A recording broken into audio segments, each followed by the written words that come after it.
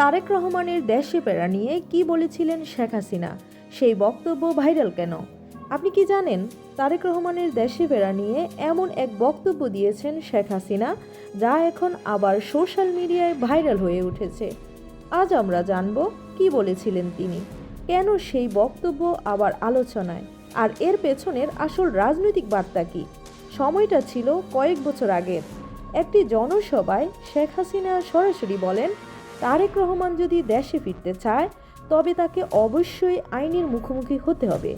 তিনি আরও বলেন, আইনের ঊর্ধ্বে কেউ নয়, অপরাধ করলে বিচার হবেই, সে যেই হোক। এই বক্তব্যের মধ্য দিয়েই তিনি স্পষ্ট করে দেন তারেক রহমানের দেশে ফেরার পথ খোলা, কিন্তু সেটি কার্যকর হবে শর্ত সাপেক্ষে, আর সেই শর্ত হলো বিচারের মুখোমুখি হওয়া।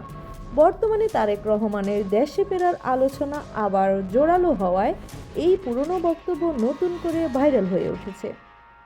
ফেসবুক, ইউটিউব আর টিকটকে মানুষ প্রশ্ন তুলছে, এই বক্তব্য কি আবার রাজনৈতিক সমীকরণের ইঙ্গিত দিচ্ছে, নাকি এটা শুধুই সময়ের প্রয়োজনে আবার সামনে আনা একটি পুরনো বার্তা? আপনার মতামত কমেন্টে লিখুন।